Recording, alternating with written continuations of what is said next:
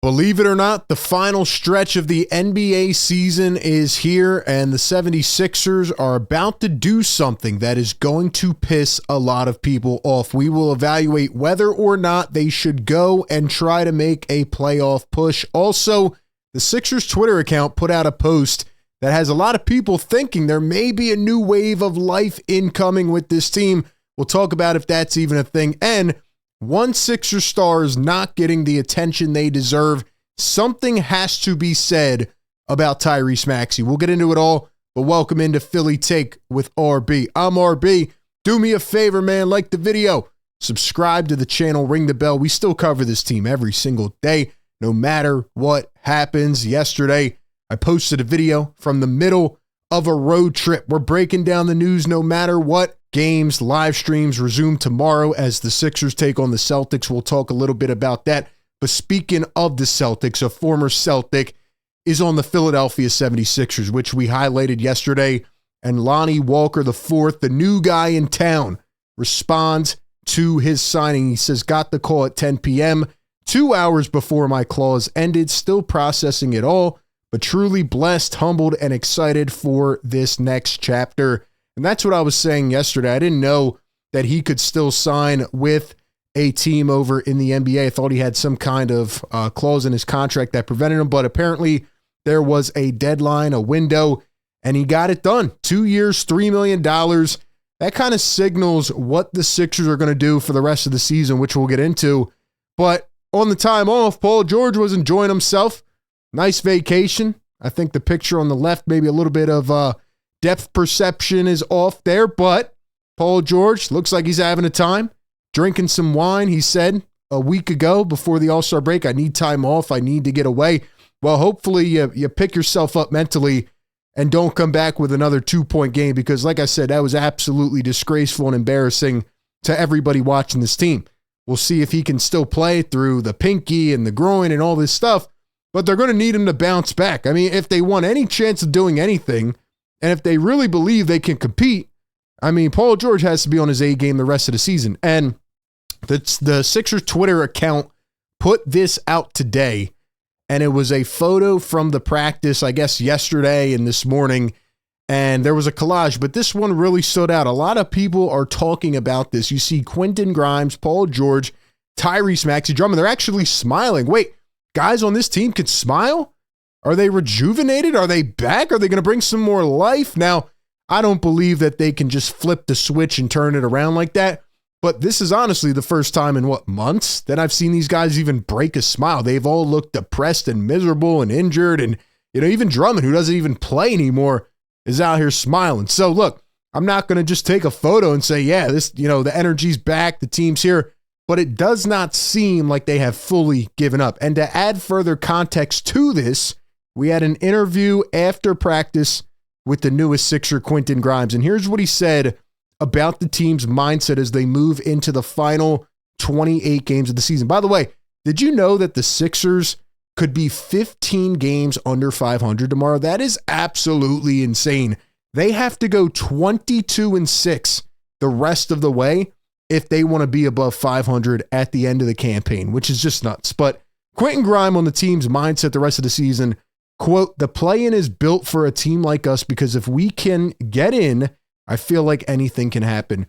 Quentin Grimes is averaging above 16 points per game, playing tremendous ball in his first 4 games with the Sixers.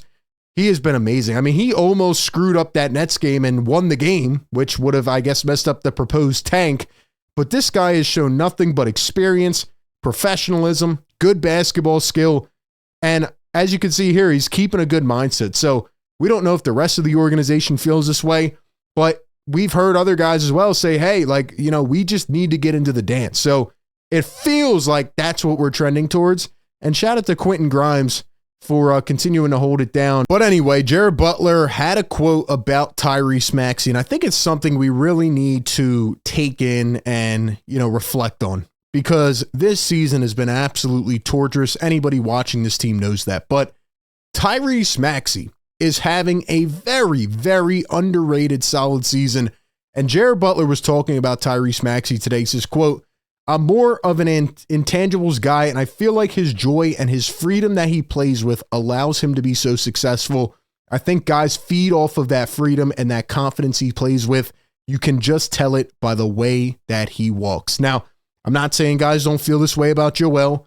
I'm not saying they don't feel this way about Paul George or anybody else. But for a guy who just got traded to this team, a guy who is brand new on the block to come in and already notice that and give that kind of praise and give that opinion on Tyrese Maxey, it just goes to show that Maxey can be that guy. It feels like there's a bit of a changing of the guard. I'm not saying that Joel and PG are completely done or they are whatever, but for Tyrese Maxey to walk around like this and to handle himself like this, think about the Philadelphia Eagles, right? They all said day one, even though Jalen Hurts was the backup, they knew he was going to be the guy someday because of how he handled himself, the way, he was around the vets, things like that. So Maxey in his 5th year is taking on that responsibility and knows that this is probably going to be his team one day. And speaking of Tyrese Maxey, here are his stats at the All-Star break. 27.6 points per game, 4th in the NBA this season. 6.1 assists per game, 18th in the NBA. 1.9 steals. He is 3rd in the league in steals. Did anybody see that coming? No. 3.3 three-pointers made per game, 13th in the NBA. And I think it goes beyond that. When you look at this season, when we heard Tyrese Maxey, a month or two ago say, I'm struggling mentally. This team, the way things are going, are really hurting my game. There was so many twists and turns, up and downs. Tyrese Maxey was actually having a pretty bad season early on. So for him to flip things around, to go on that stretch, 12, 13 games where he's averaging 33 points per game, he is showing that he can be that number one guy eventually when it is his time. Now, when that is a whole different question. It'll be interesting to see what they do moving forward, with Jared McCain coming back next year, Quentin Grimes, guys like that. But ladies and gentlemen, Tyrese Maxey is not being talked about enough. And I'm going to tell you why that is. It's because the Sixers have been an absolute atrocious story all season, and I think that plays into this. Like, Tyrese Maxey is doing these things with Joel Embiid and Paul George in and out, with locker room drama early in the season, with the team being absolutely unwatchable. And I know people are going to say, well, that's why his numbers are inflated. Yeah, but let's think about it this way. Tyrese Maxey has always been on a playoff contending team, a team that's always in the first, second round. He's always been on a winning team. He's always been on a team where he's not the top guy. If Tyrese Maxey was drafted to Charlotte or even back then OKC or the Spurs, whoever, and Tyrese Maxey was on a bottom feeder, he would be doing this early on, like first, second year in the league. That's how good he is. And when you look at Tyrese Maxey's numbers, he has made a jump every single season, despite all of the circumstances, despite Ben Simmons and James Harden, now Joel and PG having to play all these different roles. Sometimes he's the one, sometimes he's the 2, the 3. He has been put in so many different situations, and the guy continues to climb and escalate every single season. And what's really impressive is now he's doing it on the defensive end, and he's becoming a better on-ball defender. He's becoming a guy who can push out beyond the perimeter, guard some of the better players on the other team. There are games where he can get exposed. There are matchups where he can get exposed, but overall, it's now showing up in the stat sheet. He's a better transition defender.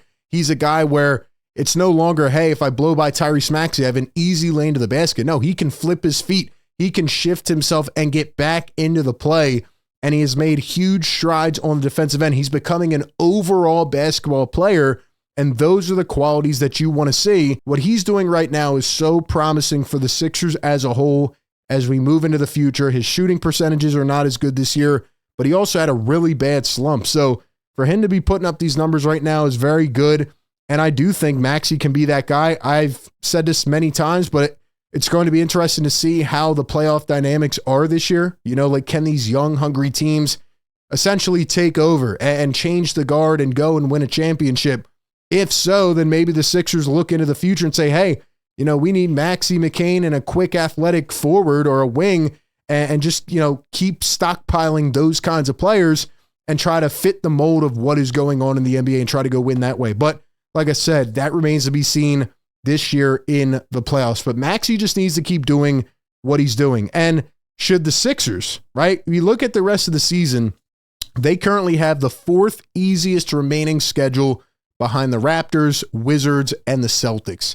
And a lot of people want them to just hang it up, tank. But I'm telling you, man, the Sixers are going to go for it. If we look at the standings right now, they are currently the 11 seed, 28 games to go. They are 20-34, but at the same time, they are top 6 in the draft right now. They are number 6. So, you know, obviously the ping pong balls have to fall their way. They have to get lucky, but they have a real shot at keeping that first round pick. And I think with a loaded draft class, it would be a good idea.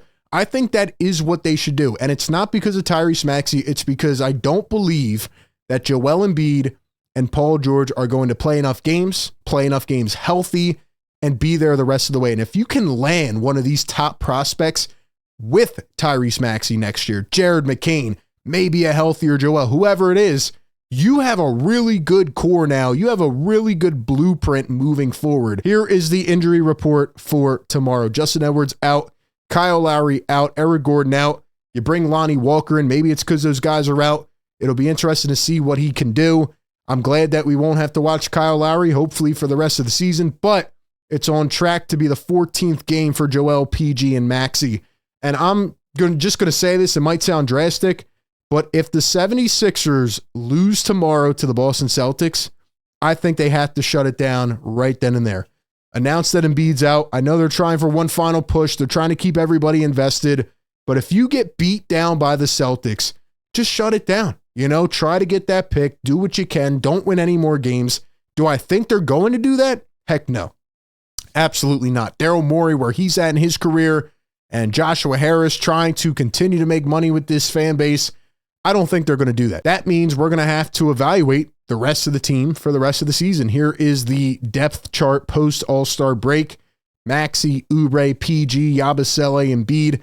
Obviously, some of these guys will be out of the lineup, but, you know, Kyle Lowry, Quentin Grimes, Justin Edwards, Ricky Council, Drummond, Bona, you know, now Lonnie Walker, Jared Butler into that conversation. Who is going to be the building blocks of this team moving forward? That's a question we have to ask ourselves. The team looks so much more rejuvenated. They look re-energized when these young guys are playing basketball. And I just honestly don't want to see Joel and PG for the rest of the year. You know, you have hard decisions to make as you get into the offseason and all that, and it'll be tough to move those contracts. We know that. But I'm having more fun watching the young guys. Do you think they're going to do that? Or will they try to continue to patch this together and make the play-in and try to get into a first-round series against the Cavaliers or something like that? Give me your thoughts down below. Appreciate everybody for tapping in. As always, be sure to like, comment, and subscribe, and I'll catch you on the next one. Peace.